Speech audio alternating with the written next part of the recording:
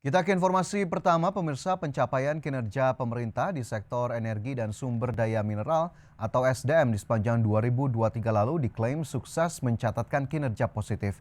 Salah satunya didasarkan pada fakta meningkatnya penerimaan negara bukan pajak menjadi 300 triliun rupiah hingga akhir tahun lalu.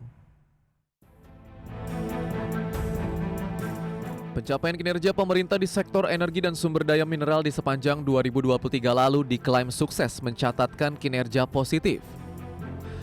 Klaim tersebut salah satunya didasarkan pada fakta meningkatnya penerimaan negara bukan pajak.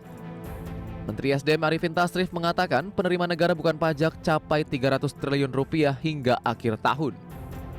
Capaian tersebut melampaui target yang telah ditetapkan sejak awal tahun yang dipatok sebesar 259,2 triliun rupiah. Selain itu, peningkatan juga terjadi dalam hal pemanfaatan gas dan batu bara domestik, pembangunan pembangkit EBT, penurunan emisi, efisiensi energi, hingga mitigasi bencana geologi.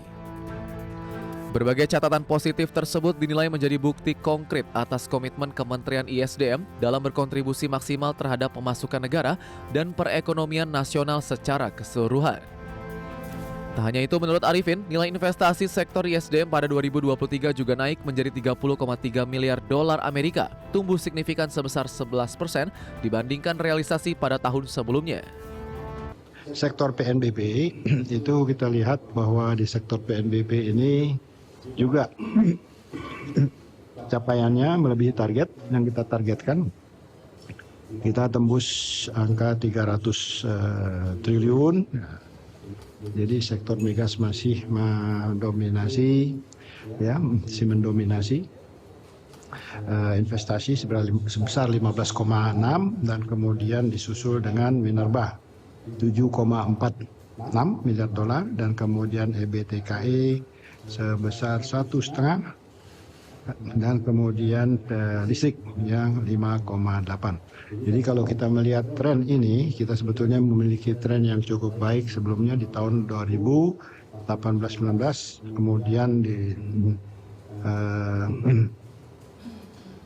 2020 kita tengah adanya COVID dan mulai recovery lagi 2021, 2022 dan kemudian lonjakan yang tinggi ini terjadi di 2023.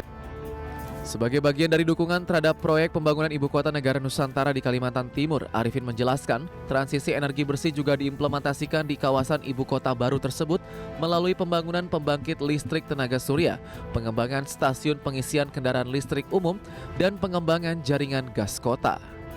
Tim Liputan IDX Channel.